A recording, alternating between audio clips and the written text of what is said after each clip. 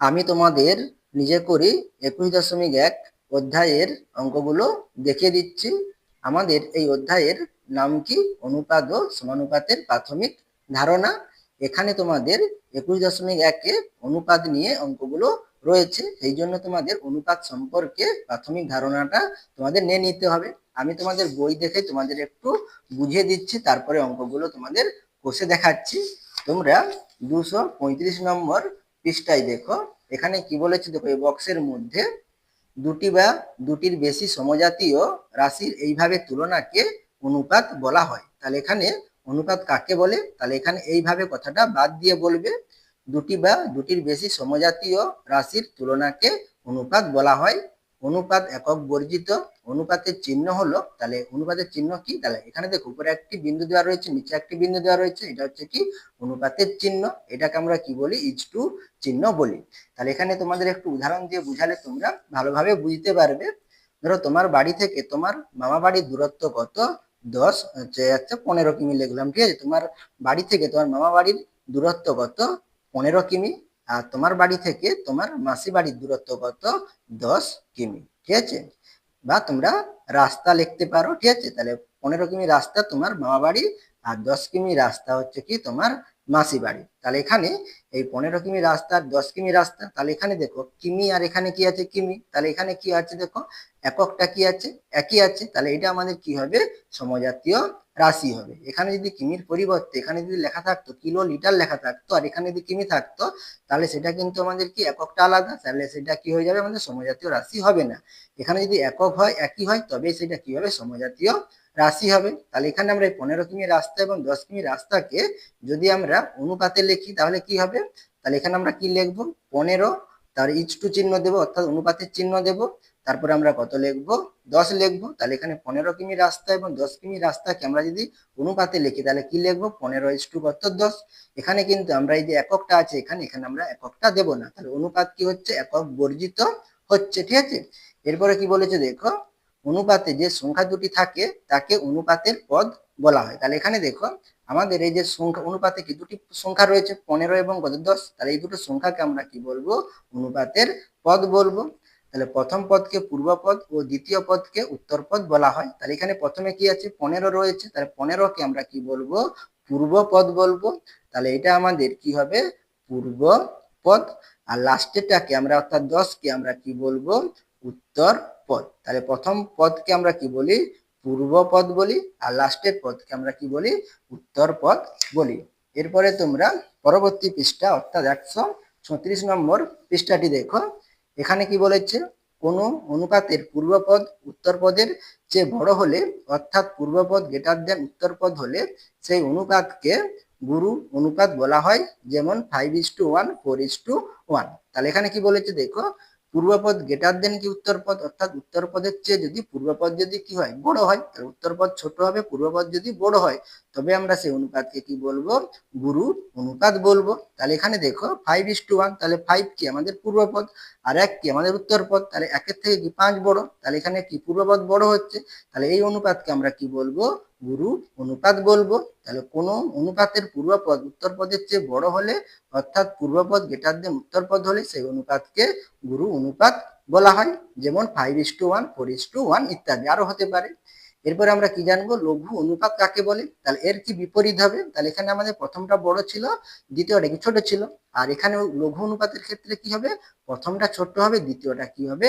বড় হবে। তখন আমরা তাকে কি বলবো? লঘু অনুপাত। অর্থাৎ এখানে আমাদের পূর্বপদ বড় ছিল, আর আমাদের লঘু অনুপাতে কি হবে? আমাদের উত্তরপদ বড় হবে। আবার যে অনুপাতের পূর্বপদ লেস দেন উত্তরপদ, অর্থাৎ কি? উত্তরপদ কি হবে? পূর্বপদের থেকে বড় হবে, তাকে আমরা কি বলবো? লঘু অনুপাত বলবো।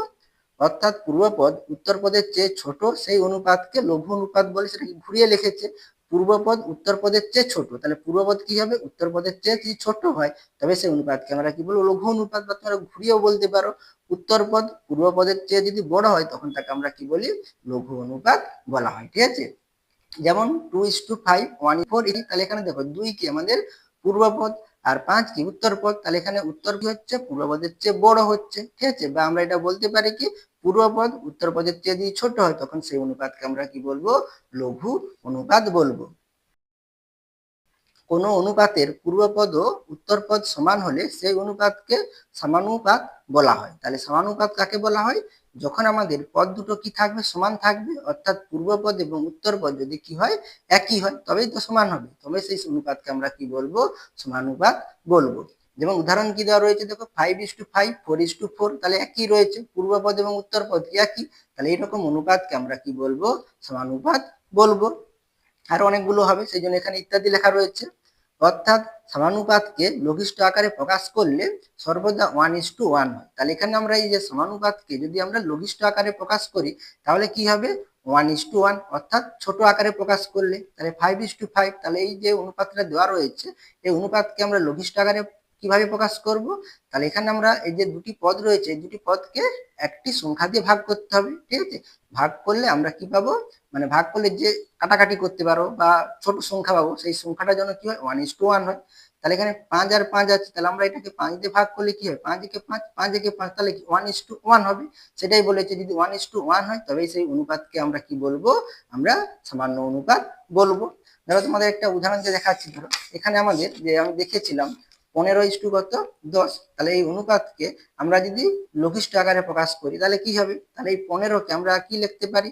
15কে আমরা 5 দিয়ে ভাগ করতে পারি, 10কেও কি 5 দিয়ে ভাগ করতে পারি। তাহলে 5×3 = 15, তাহলে 3, তাহলে ইজটু কত লিখবো? 5×2 = 10, তাহলে 2 হবে। তাহলে এখানে দেখো 3 পাচ্ছি, 2 পাচ্ছি, তাহলে 1:1 হচ্ছে না, তাহলে এটা আমাদের কিন্তু কি হবে না? সামান্য অনুপাত হবে না। তাহলে সামান্য অনুপাত কাকে বলে? যদি আমাদের কি হয়? আমাদের এই লঘিষ্ঠ আকার যদি 1:1 হয় তাকে আমরা কি বলি? সমানুপাত বলি, ঠিক আছে? এরপরে দেখো কি বলেছে নিচে, আবার অনুপাতের ক্ষেত্রে 5:1 ও 1:5 এদের মধ্যে কি সম্পর্ক? তাহলে এখানে দেখো 5:1, তাহলে এই অনুপাতটা কি? আমাদের প্রথমে কি উত্তরপদ পূর্বপদ কি বড়, উত্তরপদের তুলনায় কি পূর্বপদ বড়, তাহলে অনুপাতকে আমরা কি বলবো? কি বলবো? গুরু অনুপাত। আর 1:5, তাহলে এখানে আমাদের কি উত্তরপদ কি বড়, তাহলে এই অনুপাতকে আমরা কি বলবো?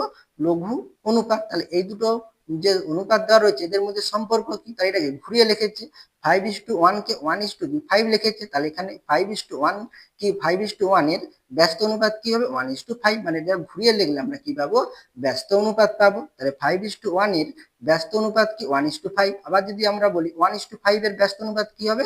তাহলে 5:1 হবে, অর্থাৎ ঘুরিয়ে লিখলে সেটাকে আমরা কি বলবো? ব্যস্ত অনুপাত বলবো। এরপরে 238 নম্বর পৃষ্ঠায় দেখো, এখানে কি বলেছে? অনুপাতকে ভগ্নাংশ আকারে প্রকাশ করা যায়। তাহলে অনুপাতকে আমরা কি করতে পারি? ভগ্নাংশ আকারে লিখতে পারি। সেক্ষেত্রে পূর্বপদ লব ও উত্তরপদ হর হয়। তাহলে আমাদের পূর্বপদ কি হবে? লব হবে, উত্তরপদ কি হবে? হর হবে। তাহলে এখানে দেখো আমি লিখেছিলাম কি 15 কত 10, তাহলে পূর্বপদ কত 15 আর উত্তরপদ কত 10, তাহলে এটাকে যদি আমরা ভগ্নাংশে লিখে কি হবে? পূর্বপদ কি হবে? লব হবে, অর্থাৎ লব কি উপরে বসে, তাহলে উপরে কত লিখবো? 15 লিখবো, আর উত্তরপদ পূর্বপদ কত হবে? 15, তাহলে সেটা কি লব, অর্থাৎ উপরে হবে। আর উত্তরপদ কি হয়? হরে হয়, অর্থাৎ কি নিচে বসবে, ভগ্নাংশের নিচে। তাহলে 10 আছে, তাহলে এখানে আমরা কি লিখবো? 10 লিখবো। তাহলে অনুপাতকে আমরা কি ভগ্নাংশে কি করতে পারি? প্রকাশ করতে পারি বা ভগ্নাংশে লিখতে পারি। তাহলে পূর্বপদ কোথায় হবে? লবে হবে। উত্তরপদ কোথায় হবে? হরে হবে। 2 নম্বরে, অনুপাতকে লঘিষ্ঠ আকারেও প্রকাশ করা যায়। তাহলে অনুপাতকে আমরা কি করতে পারি? লঘিষ্ঠ আকারেও প্রকাশ করতে পারি। এখানে 15:10 লিখেছিলাম, তাহলে এই অনুপাতটা দেখো আমরা এখানে লঘিষ্ঠ আকারে কি করতে পারি? প্রকাশ করতে পারি। তাহলে এখানে আমরা কি করে লঘিষ্ঠ আকারে প্রকাশ করেছি? আমরা ভাগ করে প্রকাশ করেছি। 15কে আর 10কে 5 দিয়ে ভাগ করতে আমরা কি লঘিষ্ঠ আকারে প্রকাশ করেছি। তাহলে এখানে দেখো 15:10 আর 3:2 পাচ্ছি। এই অনুপাতগুলো কি হবে? সমতুল্য হবে, ঠিক আছে? এই অনুপাতগুলো কি হবে? সমতুল্য হবে। এরপরে কি বলেছে দেখো, অনুপাতকে লঘিষ্ঠ আকারেও প্রকাশ করা যায়, অর্থাৎ অনুপাতের পূর্বপদ ও উত্তরপদকে শূন্য ছাড়া একই সংখ্যা দিয়ে গুণ বা ভাগ করলে অনুপাতের মানের কোনো পরিবর্তন হয় না। মানের কোনো কি হবে না? পরিবর্তন হয় না। এবং ওই অনুপাতগুলিকে প্রথম অনুপাতের সমতুল্য অনুপাত বলা হয়। প্রথম অনুপাতের কি বলা হয়? সমতুল্য অনুপাত বলা হয়। তাহলে এখানে দেখো 15:10কে আমি কি লিখেছি? 3:2 লিখেছি ভাগ করে। তাহলে এই প্রথম এই অনুপাতটা 3:2 অনুপাতটা কি হবে?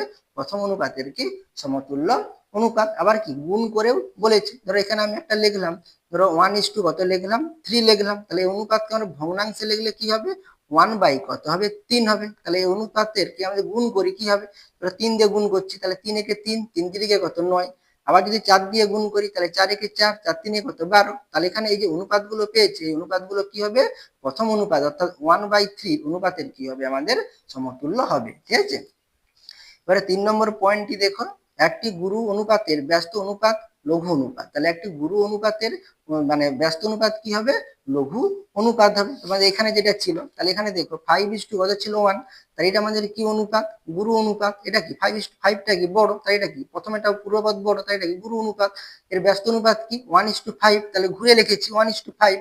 তাহলে 1টা কি আমাদের ছোট হচ্ছে, তাহলে এটা কি হবে? পূর্বপদ ছোট, উত্তরপদ কি বড়, তাই এটা কি আমাদের লঘু অনুপাত। তাহলে গুরু অনুপাতের ব্যস্ত অনুপাত কি হবে? লঘু অনুপাত হবে। আবার লঘু অনুপাতের ব্যস্ত অনুপাত কি হবে? আমাদের গুরু অনুপাত হবে। এরপরে আমি তোমাদের বইয়ের অঙ্কগুলো পরপর দেখিয়ে দিচ্ছি, তোমরা দেখে নাও। 1 দাগের অঙ্ক, আমার বসার ঘরের মেঝের মাপ নিলাম। দেখছি বসার ঘরের আয়তক্ষেত্রাকার মেঝের দৈর্ঘ্য 8 মিটার ও প্রস্থ 5 মিটার। বসার ঘরের মেঝের দৈর্ঘ্য ও প্রস্থের অনুপাত কত তা হিসাব করি ও লিখি। এই অনুপাত লঘু অনুপাত না গুরু অনুপাত লিখি। তাহলে এখানে দেখো মেঝের দৈর্ঘ্য এবং কি প্রস্থ দেওয়া রয়েছে। দৈর্ঘ্য কত 8 মিটার ও প্রস্থ কত 5 মিটার। তাহলে এখানে আমরা কি নির্ণয় করব? দৈর্ঘ্য ও প্রস্থের অনুপাত কত সেটা আমরা লিখব। তাহলে দৈর্ঘ্য প্রস্থের অনুপাত, তাহলে দৈর্ঘ্য কত 8, প্রস্থ কত 5, তাহলে অনুপাত কি হবে? আমাদের প্রথমে দৈর্ঘ্য বলেছে, তাহলে দৈর্ঘ্য 8 মিটার, তাহলে আমাদের প্রথমে 8 লিখতে হবে। তারপরে আমাদের প্রস্থ বলেছে, তাহলে প্রস্থ কত 5, তাহলে 5 লিখবো। অর্থাৎ কি লিখবো? 8:5 কত 5 লিখবো। এই অনুপাত লঘু অনুপাত না গুরু অনুপাত। তাহলে আমাদের 8টা আগে বুঝতেছে, 8 আগে বুঝলে কি হচ্ছে? পূর্বপদ বড় হচ্ছে, তাহলে পূর্বপদ বড় হলে সেটা আমাদের কি হবে? গুরু অনুপাত হবে। সেটাই আমরা এখানে লিখে নেব। তাহলে বইয়ে যেটা আছে সেটা প্রথমে লিখে নিতে হবে। আমি এখানে লিখে নিয়েছি। তাহলে এখানে আমরা প্রথমে কি লিখবো? বসার ঘরের আয়তক্ষেত্রাকার মেঝের দৈর্ঘ্য 8 মিটার এবং প্রস্থ কত 5 মিটার। তাহলে এখানে আমরা কি লিখবো? তাহলে দৈর্ঘ্য প্রস্থের অনুপাত লিখবো। তাহলে এখানে আমরা কি লিখবো? তাহলে বসার ঘরের, তাহলে তোমরা আয়তক্ষেত্রাকার লিখতে পারো, আমি এখানে লিখলাম না। তাহলে কি লিখবো? বসার ঘরের মেঝের দৈর্ঘ্য ও প্রস্থ এর অনুপাত। তাহলে অনুপাত কি হবে? তাহলে আমাদের এখানে প্রথমে কি বলেছে? তাহলে দৈর্ঘ্য বলেছে, তাহলে দৈর্ঘ্য কত 8 আছে, তাহলে আমরা প্রথমে 8 লিখবো। তাহলে অনুপাত সমান কি লিখবো? তাহলে 8:2, তাহলে প্রস্থ কত 5, তাহলে প্রস্থ শেষে বলেছে, তাহলে এখানে আমরা 5 লিখবো। তাহলে 8:2 কত 5। তাহলে অনুপাত কি হয়? একক বর্জিত হয়। তাহলে এখানে আমাদের একক কি আছে? মিটার আছে, তাহলে এখানে আমরা কিন্তু মিটার কথাটা লিখবো না। তাহলে অনুপাত কি হবে? 8:2 কত 5। তাহলে এখানে দেখো পূর্বপদ কত 8 আর উত্তরপদ কত 5। তাহলে এই অনুপাতটা দেখো আমাদের কি হচ্ছে? প্রথমে কি হচ্ছে? বড় হচ্ছে, পূর্বপদ কি বড়, তাহলে এই অনুপাতটা কি হবে? আমাদের গুরু অনুপাত হবে। আর এখানে দেখো 8:5 কে আমরা কিন্তু লঘিষ্ঠ আকারে প্রকাশ করতে পারবো না, কারণ এখানে দেখো 0 আর 1 বাদ দিয়ে এখানে আমরা কোনো সংখ্যা দিয়ে এই সংখ্যাগুলোকে আমরা কিন্তু ভাগ করতে পারবো না। তাহলে এই অনুপাতটা কি এইভাবেই থাকবে, একে আমরা লঘিষ্ঠ আকারে প্রকাশ করতে পারবো না। আর এখানে আমাদের 8 কি বড়, অর্থাৎ কি পূর্বপদ বড়, সেই জন্য এই অনুপাতটা কি হবে? আমাদের গুরু অনুপাত। তাহলে এখানে আমরা লিখে নিতে পারি অতএব, তাহলে পাতটি হলো তাহলে গুরু অনুপাত। এরপরে 2 দাগের অঙ্ক দেখো। 2 দাগের অঙ্কে কি বলেছে? সবিতা অনেকগুলি জবা ফুলের মালা ও অনেকগুলি গাঁদা ফুলের মালা তৈরি করলো।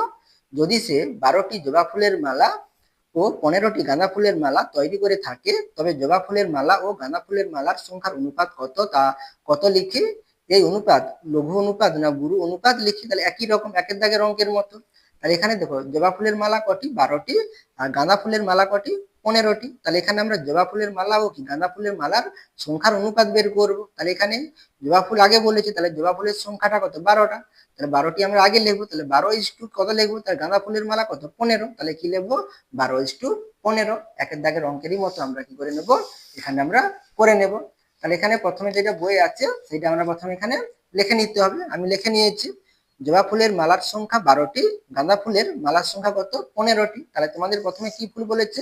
জবা ফুল বলেছে। তাহলে এখানে আমাদের প্রথমে জবা ফুলই লিখতে হবে, এখানে কিন্তু গাঁদা ফুল লিখলে কিন্তু হবে না। ঠিক আছে? যেহেতু তোমাদের প্রশ্নে যেভাবে বলবে তোমাদের সেইভাবেই লিখতে হবে। তাহলে এখানে আমরা কি লিখতে পারি? অতএব জবা ও গাঁদা ফুলের মালার লিখতে পারি। ঠিক আছে? ফুলের মালার অনুপাত। তাহলে অনুপাত আমরা কি লিখবো? তাহলে সমান। তাহলে জবা ফুল কত? 12টি। তাহলে 12, এখানে আমরা টিটা লিখবো না, কি একক লিখবো না। তাহলে 12 কত লিখবো? 15 লিখবো, তাহলে 12 কত 15।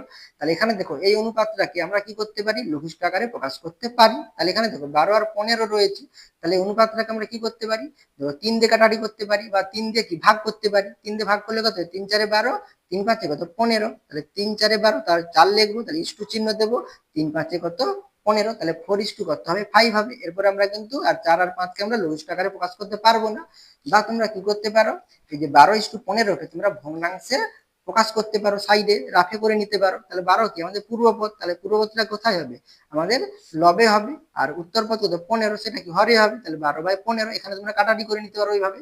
তাহলে 3 দিয়ে 3 4 12, 3 5 কত 15, তাহলে এটাকে আমরা কি লিখতে পারি, 4:5 লিখতে পারি। সেটাই আমি এখানে লিখেছি, 4:কত 5। তাহলে এখানে দেখো উত্তরপদ কত 5 আর পূর্বপদ কত 4। তাহলে এখানে দেখো 4 ছোট হচ্ছে, পূর্বপদ ছোট হচ্ছে, উত্তরপদ কি হচ্ছে, বড় হচ্ছে।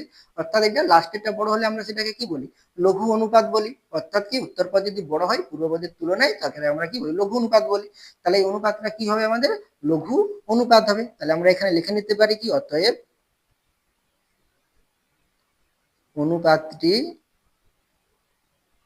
হলো লঘু অনুপাত। এরপরে তোমরা 3 দাগের অঙ্ক দেখো, আমারও সুতপার বয়সের অনুপাত 5:6, আমার বয়স 10 বছর হলে সুতপার বয়স কত হিসাব করে লিখি।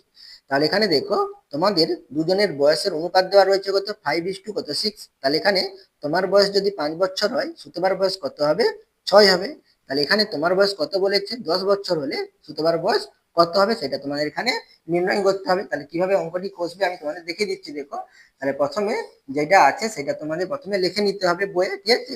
তাহলে এখানে আমরা প্রথমে কি লিখে নেব, আমারও সুতপার বয়সের অনুপাত 5:6, আমার বয়স 10 বছর, তাহলে তোমার বয়স কত 10 বছর। তাহলে এখানে অনুপাতটাকে আমরা কি লিখতে পারি, তাহলে আমারও সুতপার বয়সের অনুপাত বলেছে, তাহলে এখানে আমরা এটাকে কি লিখতে পারি প্রথমে, তাহলে আমার বয়স লিখতে পারি। তাহলে আমার বয়স বাই এখানে সুতপার বয়স কি পরে লেখা রয়েছে, তাহলে সেটাকে আমরা হরে লিখবো। তাহলে সুতপার বয়স সমান কত লিখবো, তাহলে 5:6 আছে, তাহলে 5টা কোথায় হবে, উপরে হবে, লবে হবে, আর 6টা কোথায় হবে, নিচে হবে। তাহলে এখানে দেখো তোমার বয়স যদি 5 বছর হয়, সুতপার বয়স কত হবে 6 বছর। আর এখানে তোমাদের বইয়ে কি বলেছে, আমার বয়স কত 10, তাহলে তোমার বয়স কত 5 বছর ছিল, তোমার বয়স যদি 10 বছর হয়, তখন সুতপার বয়স কত হবে। সেই জন্য আমি একটু দূরে এখানে লিখে দিচ্ছি, আমার বয়স মানে তোমার বয়স, তাহলে এখানে আমি উপরে কত লিখে দিচ্ছি 10 লিখে দিচ্ছি। তাহলে এখানে সুতপার বয়সটি কত হবে, তাহলে এখানে আমাদের এই ভগ্নাংশটি কত 5/6, বা এখানে আমাদের এই অনুপাতটা কত 5/6। তাহলে এই অনুপাতের আমাদের কি নির্ণয় করতে হবে, সমতুল্য অনুপাত নির্ণয় করতে হবে। তাহলে এখানে দেখো 10 আছে, তাহলে এখানে 5-এর সঙ্গে কত গুণ করলে 10 হবে, 2 গুণ করলে 10 হবে। তাহলে আমরা সমান কি লিখতে পারি, তাহলে 5 গুণিত কত 2 সমান কত 10 হচ্ছে। তাহলে এখানে আমাদের অনুপাতটা কত নিচে 6 আছে, মানে উত্তরপদটা কত রয়েছে 6 রয়েছে। তাহলে আমরা এটাকে একটা ভগ্নাংশ সুদা, তাহলে এখানে আমরা ভগ্নাংশ কি লব আর এবং কি হরকে একই সংখ্যা দিয়ে গুণ করতে হবে, তবেই তো সেটা সমতুল্য থাকবে। তাহলে এখানে আমাদের 6 আছে, তাহলে আমরা 6কেও কি করব 2 দিয়ে গুণ করব। তাহলে 2 দিয়ে গুণ করলে কত 6 দুগুণে কত 12। তাহলে এখানে দেখো তোমার বয়স যদি 10 বছর হয়, সুতপার বয়স কত হবে 12 বছর হবে। তাহলে এখানে আমরা কি লিখে নিতে পারি, অতএব সুতপার বয়স কত বছর 12 বছর। ঠিক আছে, তোমরা এভাবে করতে পারো, আমি একটু অন্যভাবে তোমাদের দেখিয়ে দিচ্ছি এরপরে। ঠিক আছে, এই লেখাটার পরে লিখবে, আমারও সুতপার বয়সের অনুপাত 5:6, আমার বয়স 10 বছর হলে, এরপরে এটা বাদ দিয়ে তখন এটা লিখবে। ঠিক আছে, ওটা যে কোনো একটাই করবে, যেটা আছে প্রথমে সেটা লিখে নেবে তোমরা। তাহলে আমার বয়স বাই কি লিখবো, সুতপার বয়স সমান কত লিখবো 5:6 ছিল, তাহলে 5 বাই কত লিখবো 6 লিখবো। তাহলে এখানে সমান চিহ্ন আছে, তাহলে এখানে আমরা বা দেবো। তাহলে আমার বয়স তোমার বয়স তো 10 বছর দেওয়া রয়েছে, তাহলে আমার বয়সের জায়গায় আমরা কত লিখবো 10 লিখবো। আর নিচে সুতপার বয়স তো আমাদের দেওয়া নেই, বের করতে হবে। তাহলে এখানে আমরা কি লিখে নেব, সুতপার বয়স লিখবো। আর এখানে 5/6 আছে, তাহলে 5/6 লিখবো। তাহলে এখানে দেখো মাঝখানে সমান চিহ্ন আছে, তাহলে এখানে আমরা দেখো কোনাকুনি গুণ করতে পারি, এই লবের সঙ্গে এই হর আর এই হরের সঙ্গে এই লব গুণ করতে পারি। তাহলে এখানে আমরা কার বয়স বের করবো, সুতপার বয়স বের করবো, সেটাকে আমাদের বাম সাইডে রাখতে হবে। তাহলে সুতপার বয়সের সঙ্গে 5 গুণ করবো প্রথমে, তাহলে 5 গুণিত আমরা কি লিখতে পারি, সুতপার বয়স লিখতে পারি, সমান কি লিখবো, তাহলে এখানে 10-এর সঙ্গে 6 গুণ হবে, তাহলে 10 গুণিত কত হবে 6 হবে। তাহলে এখানে দেখো এটা কি সুতপার বয়সের সঙ্গে 5 কি গুণ আকারে আছে, তাহলে এই 5টাকে আমাদের ডান দিকে নিয়ে যেতে হলে কি করতে ভাগ করতে হবে। তাহলে এখানে আমাদের কি থাকবে, বাম সাইডে সুতপার সুতপা থাকবে, তাহলে আমরা সুতপার বয়স পেয়ে যাব। তাহলে আমরা এখানে কি লিখতে পারি, অতএব তাহলে সুতপার বয়স সমান কি লিখবো, তাহলে 10 × 6 বাই কত লিখবো, তাহলে এটা 5টা গুণ আকারে আছে, তাহলে এখানে নিচে হবে অর্থাৎ কি ভাগ আকারে হবে, অর্থাৎ কি হরে হবে, নিচে লিখবো। তাহলে 5 × 5, 5 দুগুণে কত 10, তাহলে 6 দুগুণে কত 12, তাহলে তোমরা এখানে উত্তরটা আবার লিখে নিতে পারো। সুতপার বয়স কত হবে, 12 বছর হবে। তোমরা যে কোনো একটি করবে, ঠিক আছে, আমি তোমাদের দেখিয়ে দিচ্ছি শুধু 2 রকমের। এরপরে 4 দাগের অঙ্ক দেখো। 4 দাগে কি বলেছে, আমাকেও রাজুকে মা কিছু নাড়ু খেতে দিলেন, আমিও রাজু যদি 1:3 অনুপাতে নাড়ু খেয়ে থাকি, তবে মা আমাদের কতগুলি নাড়ু দিলেন হিসাব করে দেখি। তাহলে এখানে দেখো, তাহলে আমিও রাজু মানে কত অনুপাতে নাড়ু খাচ্ছ, তুমি এবং রাজু 1:3। তাহলে এখানে দেখো 1:3, তাহলে এখানে কতগুলো নাড়ু কিন্তু সেই সংখ্যাটা কিন্তু এখানে দেওয়া নেই। তাহলে 1:3, তাহলে এখানে তুমি যদি একটি নাড়ু খাও, রাজু কটি নাড়ু খাবে, 3টি নাড়ু খাবে, ঠিক আছে। তাহলে তোমার মা কতগুলো নাড়ু দিতে পারে বা তোমাকে দেবে, ঠিক আছে, তাহলে সেটা তোমাদের এখানে নির্ণয় করতে হবে। তাহলে এখানে দেখো আমিও রাজুর মানে নাড়ু খাওয়ার অনুপাত কত দেওয়া রয়েছে, 1:3 দেওয়া রয়েছে। সেটাকে এখানে দেখো কিভাবে লিখেছে, আমার নাড়ুর সংখ্যা বাই কত রাজুর নাড়ুর সংখ্যা, তাহলে এটা 1:3, তাহলে 1 বাই কত লিখবো, 3 লিখবো। তাহলে এখানে দেখো 1/3, তাহলে এখানে তুমি যদি একটি নাড়ু খাও, রাজু কটি খাবে, 4টি, তাহলে মোট নাড়ুর সংখ্যা কটি, 4টি, সেটা লেখা রয়েছে। দেখো মা 1 যোগ 3টি সমান কত, 4টি নাড়ু দিতে পারেন, যে 4টি নাড়ু দেয় তাহলে কি হবে, তুমি একটি খাবে, রাজু কটি খাবে, 3টি খাবে, তাহলে 4টি হবে। আর এখানে সমান চিহ্ন দিয়ে কি দেওয়া রয়েছে, দেখো 2/6, তাই এটা কি 1/3 কি, এটা কি সমান দেওয়া রয়েছে, মানে এটা কি সমতুল্য অনুপাত বা সমতুল্য ভগ্নাংশ। তাই এটা কত দিয়ে গুণ করেছে, দেখো 1 2 এ 2, তাহলে 2 দিয়ে গুণ করেছে, 1 2 এ 2, 3 দুগুণে কত 6, তাহলে 2/6। তাহলে এখানে যদি তুমি যদি দুটো নাড়ু নাও, তাহলে রাজু কটি নিবে, 6টি, তাহলে মোট কতগুলো নাড়ু হচ্ছে, 8টি নাড়ু। তাহলে তোমার মা কি 8টি নাড়ুও দিতে পারেন, সেটা বলেছে। দেখো অর্থাৎ কি মা 2 যুক্ত 6টি সমান কি 8টি নাড়ু দিতে পারেন। আর এখানে কি বলেছে, দেখো যে কোনো 4টি, তাহলে এখানে দেখো এই যে কোনো 4টির মধ্যে তোমাদের দুটি লেখা রয়েছে, 4টি দিতে পারে বা 8টি দিতে পারে, বা কি আরো অন্য কিছুও কি অন্য নাড়ুর সংখ্যাও কি দিতে পারে। আর দুটি ক্ষেত্রে মোট নাড়ুর সংখ্যা নিজে খুঁজি, তাহলে এখানে তোমাদের আর দুটি নাড়ুর সংখ্যা কত হবে সেটা তোমাদের লিখতে হবে। তাহলে এখানে তোমাদের বইয়ে যেভাবে লেখা আছে আমি খাতায় প্রথমে লিখে নিয়েছি, দেখো।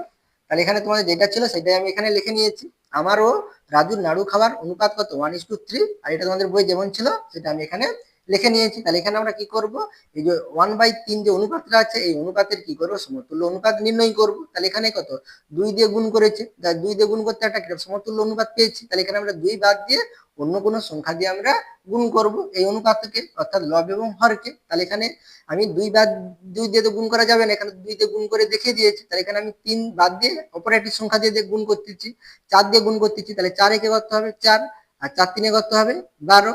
তাই এটাও কি হবে, আমাদের সমতুল্য অনুপাত হবে। কারণ কি 4 একে 4, 4 তিনে কত 12, 1 বাই কত 3 হচ্ছে, দেখো 1/3 হচ্ছে, তাই এটা কি সমতুল্য অনুপাত। আবার এটাকে আমি 5 বাদ দিয়ে 6 দিয়ে গুণ করতেছি, তাহলে 6 একে করতে হবে 6, আর 6 তিনে কত 18। তাহলে এখানে দেখো কাটাকাটি করলে কত 6 একে 6, 6 তিনে কত 18, 1 বাই কত 3 হচ্ছে। তাহলে এই অনুপাতগুলোকে এই প্রথম অনুপাতের কি সমতুল্য অনুপাত। তাহলে এখানে দেখো 4 বাই কত হচ্ছে 12 হচ্ছে। তাহলে এখানে দেখো তুমি যদি নাড়ু খাও 4টি, তাহলে রাজু কতগুলো খাবে, 12টি খাবে। তাহলে মোট কতগুলো নাড়ু লাগবে, তাহলে 12 4 কত 16টি নাড়ু। তাহলে এখানে আমরা কি লিখতে পারি, অতএব অথবা মা, তাহলে কি লিখতে পারি, তাহলে তুমি যদি 4টি খাও, রাজু কটি খাবে 12টি, তাহলে 4 যুক্ত 12, তাহলে তোমরা অন্য সংখ্যা দিয়ে গুণ করলে অন্য সংখ্যা বাড়াবে, ঠিক আছে। তাহলে 4 যোগ 12 সমান করতে হবে 16টি, তাহলে কি লিখবেন 16টি নাড়ু দিতে পারেন, ঠিক আছে। আর এখানে দেখো তুমি যদি 6টি খাও, রাজু কটি খাবে 18টি খাবে। তাহলে এখানে আমরা আবার কি লিখতে পারি, অথবা মা, তাহলে 6 যুক্ত কত 18টি, তাহলে 6 যোগ 18 যোগ করলে কত হবে 18 আর 6 24টি, তাহলে 24টি নাড়ু দিতে পারেন, ঠিক আছে। 5 দাগের অঙ্ক, আজ আমরা মোট 10 জন মাঠে খেলতে এসেছি, যদি আমাদের মধ্যে মেয়ে ও ছেলের সংখ্যার অনুপাত 2:3 হয়, তবে কতজন মেয়ে ও কতজন ছেলে খেলতে এসেছি হিসাব করি। তাহলে এখানে দেখো মোট মাঠে কতজন তোমরা খেলতে গিয়েছো, 10 জন। আর এখানে তোমাদের মেয়ে ও ছেলের অনুপাত কত দেওয়া রয়েছে, 2:3। তাহলে এখানে দেখো মেয়ে ও ছেলে, তাহলে মেয়ে যদি 2জন হয়, তাহলে ছেলে কতজন হবে, 3জন হবে। তাহলে কতজনের মধ্যে, তাহলে এখানে দেখো 2 আর 3 যোগ করলে কত 5জন, তাহলে 5জনের মধ্যে মেয়ে কত 2জন, ছেলে কত 3জন, ঠিক আছে। তাহলে এখানে তোমাদের কি বলেছে 10জনের মধ্যে, তাহলে 5জনের মধ্যে যদি মেয়ে 2জন হয়, তাহলে 10জনের মধ্যে মেয়ে কতজন হবে, 4জন হবে, আর ছেলে কতজন হবে 6জন হবে। তাহলে কিভাবে অঙ্কটি কষবে আমি তোমাদের বুঝিয়ে দিচ্ছি দেখো। তাহলে এখানে প্রথমে তোমরা লিখে নিবে, যেটা তোমাদের বইয়ে থাকবে সেইভাবে তোমরা প্রথমে লিখে নিবে। তাহলে এখানে আমরা কি লিখবো, মেয়ে ও ছেলের সংখ্যার অনুপাত 2:3, মোট মেয়ে ও ছেলের সংখ্যা 10 জন।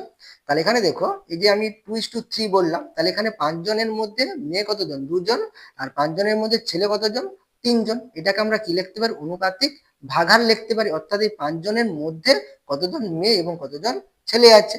তাহলে এখানে আমরা কি লিখতে পারি, তাহলে মেয়ের আনুপাতিক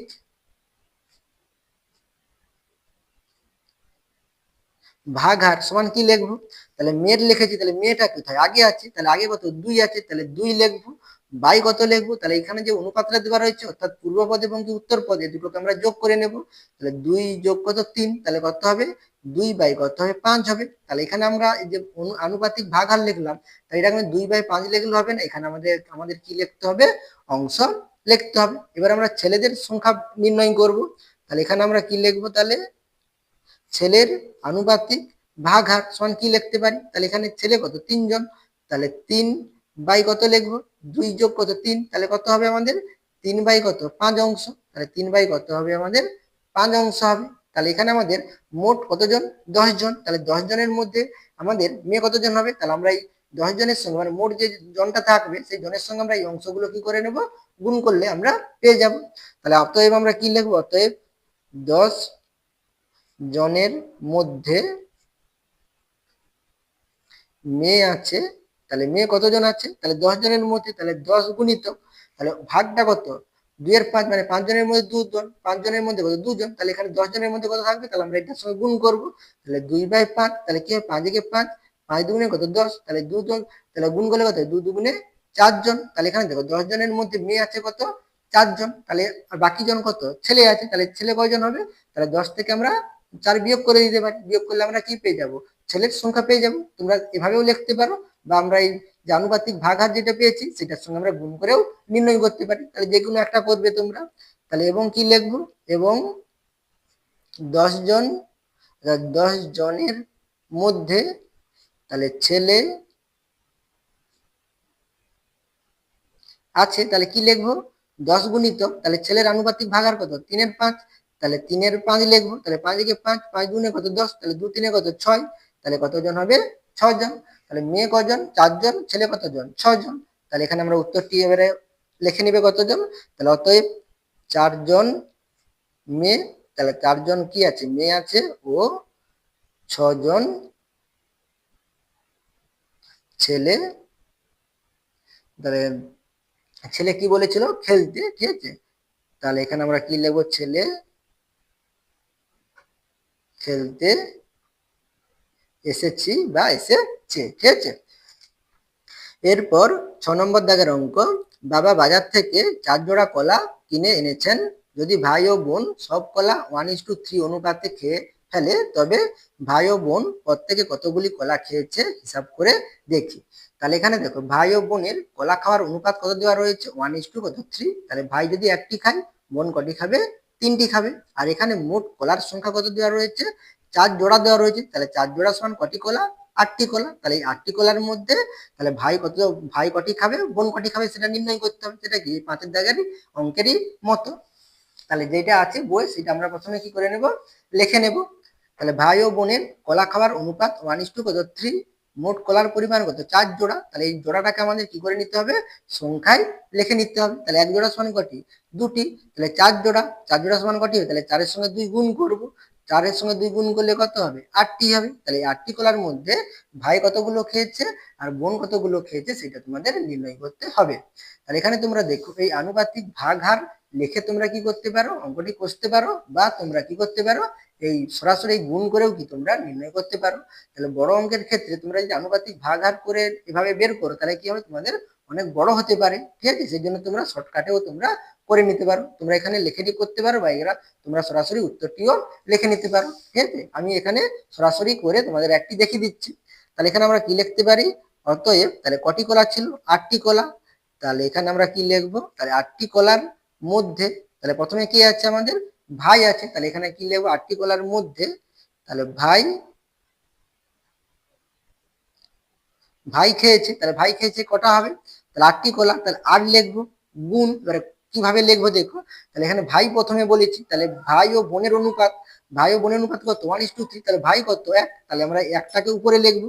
ভাই কত লিখবো, তাহলে মোট অনুপাত কত, এই আমরা পূর্বপদ এবং উত্তরপদ যোগ করবো, তাহলে 3 আর 1 যোগ করলে কত 4, তাহলে 4 লিখবো। এবারে আমরা কি করবো, কাটাকাটি করবো, ঠিক আছে। তাহলে 4 একে 4, 4 দুগুণে কত 8, তাহলে কত হবে আমাদের 2 হবে, তাহলে সমান কটি হবে 2টি। তাহলে এখানে তোমার ভাই কটি খেয়েছে, 2টি খেয়েছে। এরপরে আমরা কার নির্ণয় করব, বোনের নির্ণয় করব, তাহলে এবং কি লিখবো, তাহলে এবং, তাহলে 8টি কলার মধ্যে, তাহলে এখানে বোন লিখবো, তাহলে বোন খেয়েছে, তাহলে 8টি কলার মধ্যে, তাহলে 8 গুণিত, তাহলে বোনের আনুপাতিক ভাগ আর করতে হবে, তাহলে বোন দেখো ভাই ও বোন, তাহলে বোন কত লাস্টে আছে, তাহলে বোনের কত 3, তাহলে 3 উপরে লিখবো, আর মোট অনুপাত কত 3 1 4 হবে, 4 লিখবো, তাহলে 4টি, মানে 8 গুণিত 3/4টি, তাহলে 4 একে 4, 4 দুগুণে কত 8, তাহলে 2 3 কত 6, তাহলে কটি হবে 6টি হবে। তোমরা এইভাবে লিখে নিতে পারো, বা তোমরা প্রথমে লিখে নিতে পারো ভাইয়ের আনুপাতিক ভাগ আর 1/4, আর হচ্ছে তোমার বোনের আনুপাতিক ভাগ আর কত 3/4,